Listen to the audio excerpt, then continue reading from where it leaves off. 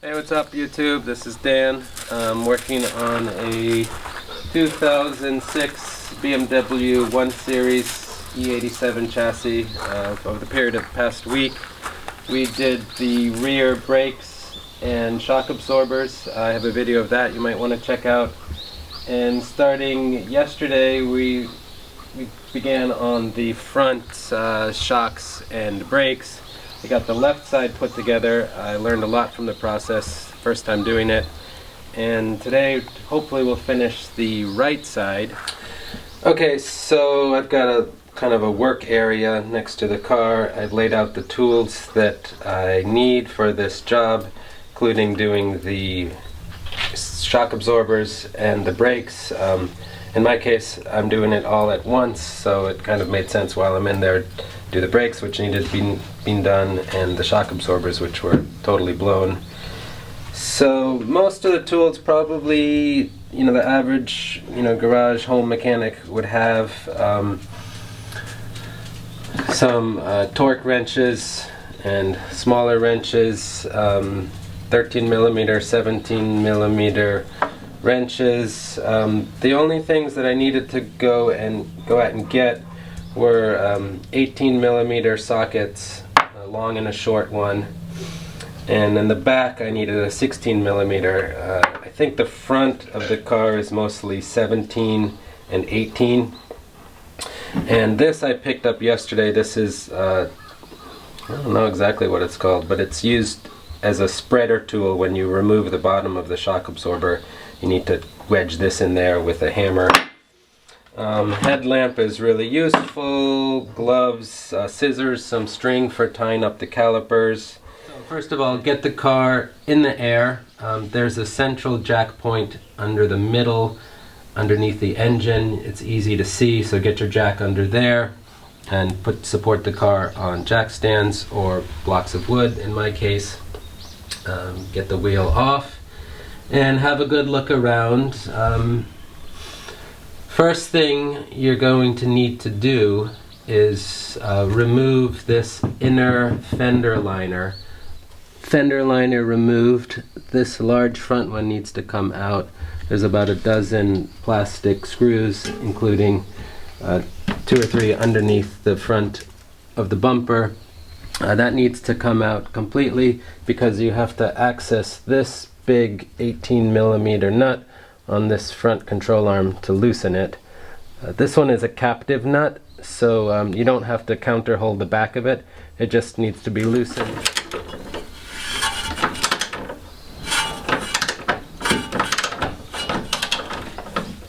So just give it a couple of turns until it feels like it's loosening. That should be enough. Okay, so we're looking at this rear control arm. It has 18 millimeter nuts on the front and the back, and there is a plastic engine under tray. It's a big piece. It doesn't need to be completely removed. There are just 2 plastic screws here and then one underneath, and then you can kind of push that down, which will allow you to get a long 18 millimeter socket on the back of the bolt and on the front as well. Again, it doesn't need to be removed, just loosen.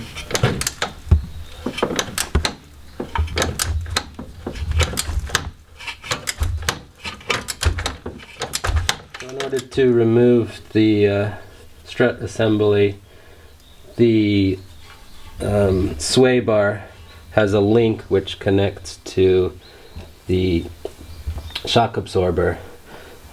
So there's 2 points. It connects to the sway bar at the bottom, and then it connects to the shock absorber. There's a bracket here. The brake lines attached to that upper bracket. Okay, so that sway bar link is held in by a 16 millimeter nut, but on the back there is a 17 millimeter which is part of the link. You need to counter hold. So get your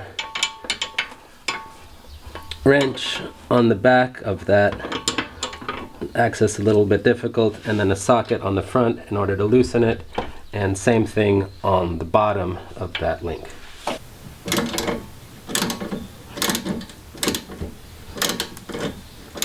Okay, we got the lower link loose. I put the nut back on there so as not to lose it. And then on the top, it's the same procedure, 17 millimeter on the back of that link and a 16 millimeter ratchet on the front. It's pretty tight. Okay, the sway bar link is removed.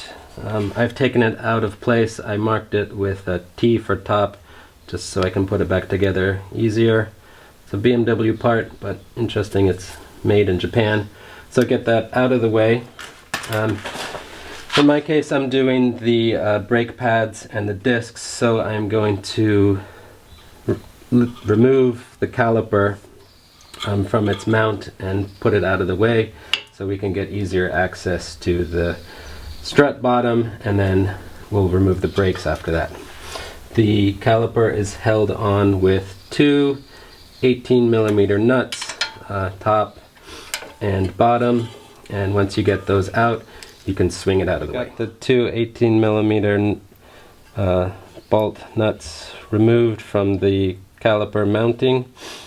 They're on pretty tight, so get a breaker bar on them to loosen it.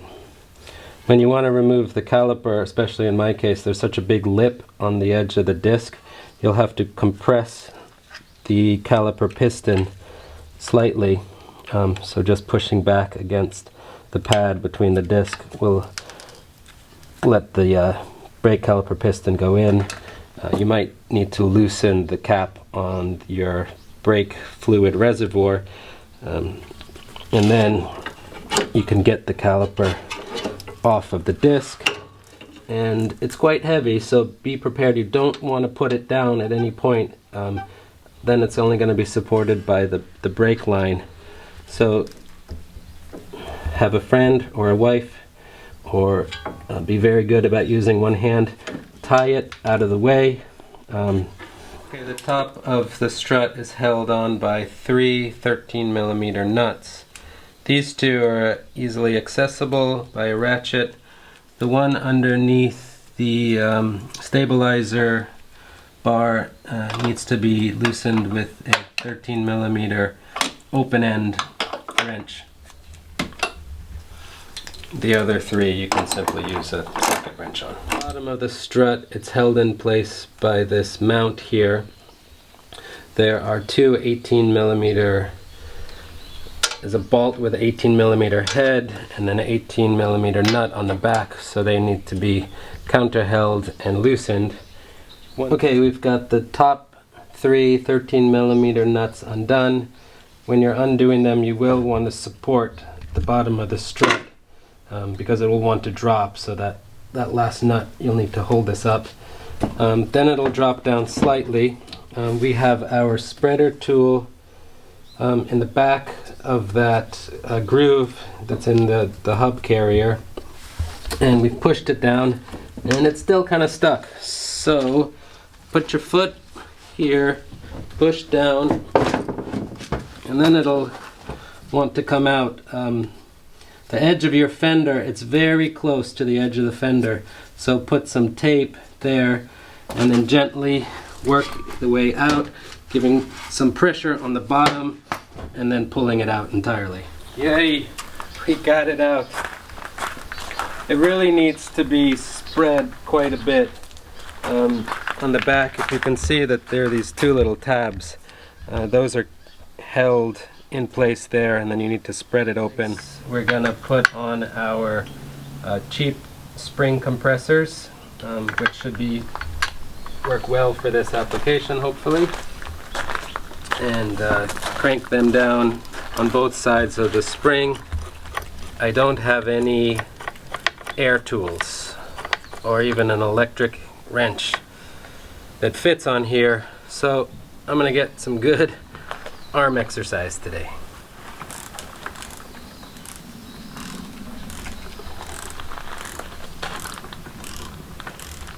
Okay, we've got the spring compressors on there. They're not fully tightened down, but it's enough. As you can see at the top of the spring, there's really hardly any tension on the strut mount. So at that point you can go ahead and get ready to loosen the top nut. This was one part of the job that I was kind of worried about doing. You know, a lot of the other YouTube videos, they just stick the air gun on the top and bzz, and pops right off. Not having an air gun, I have to do it with hand tools. So as you can see that there's an Allen head on the top of this. This is the strut body, and if you simply try to loosen it, the whole thing is going to spin. So you have to counter hold it, and it's on there really tight. So you're going to have to get a few tools ready. This I had laying around. This is a spark plug socket. It's a 13/16, and it's got threads on the top. So using this, which fits perfectly on top of the nut, make sure it's all the way down there, allows you to counter hold using I believe it's a 6mm Allen key, which fits on top of the strut body. And then this top is a 22mm. Using a 22mm wrench, you're able to hold the Allen key and loosen that top nut. Okay, we got the nut off. Here's the top part of the strut mount, the bearing, and the sort of seal. Tried to keep the grease in and clean.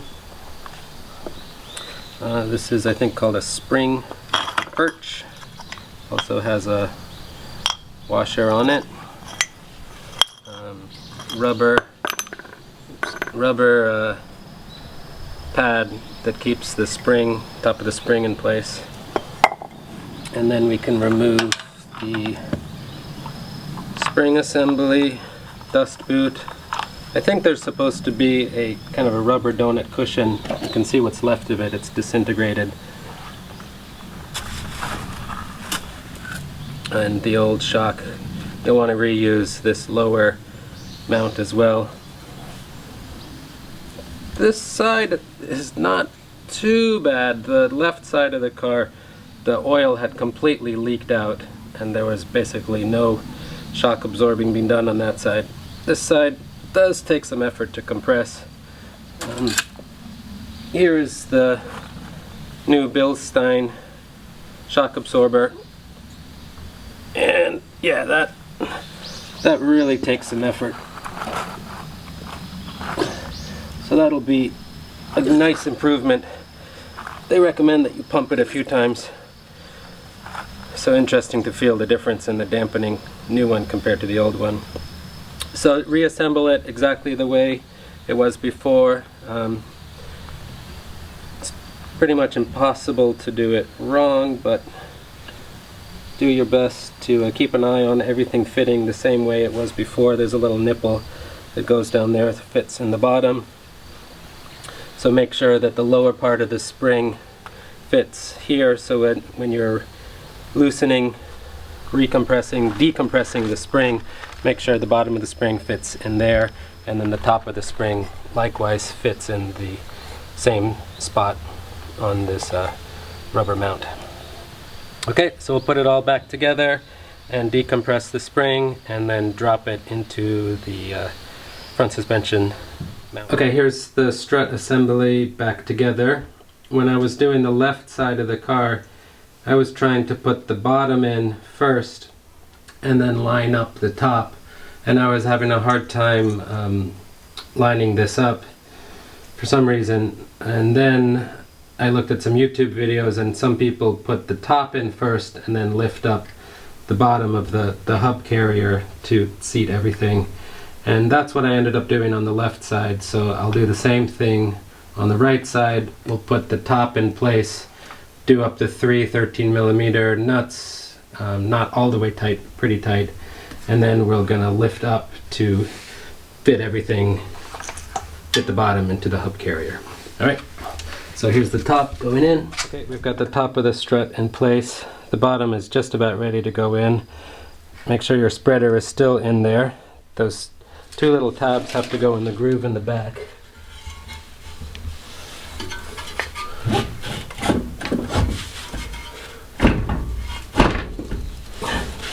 And you know it's seated when the tab in the front of the strut hits the bottom. Should be able to take this out and it'll stay with the bottom nut, bolt and nut that's inserted from the front of the car through this bracket, and then the 18mm nut goes on the end, 18 on both sides. Tighten that up, jack up the suspension, put some tension on the control arms, tighten those up in the front and the rear control arm. Then you would put on the fender liner, put the caliper back in place, and be done with the shock strut assembly installation. Everything is back in place. I did my rotor and my pads, torqued everything down, put on the fender liner.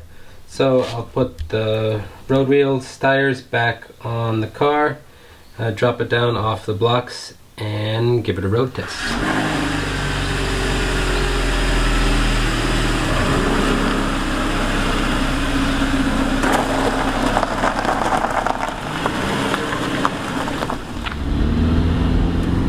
So no weird sounds or anything from the front end.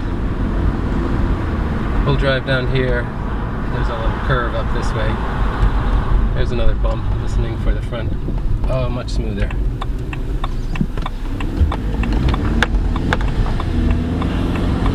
So we've done front and rear brakes, rear suspension, front shock absorbers. It's gonna feel like night and day. Here comes some curves. You know, I don't really notice a huge difference in the handling. Feels a little more precise. It's amazing that it was driving around on essentially just the springs, especially on the front left. That shock had no compression at all. Okay, we're coming up to the train crossing up here. See how the suspension feels. What? It's like brand new. Nice.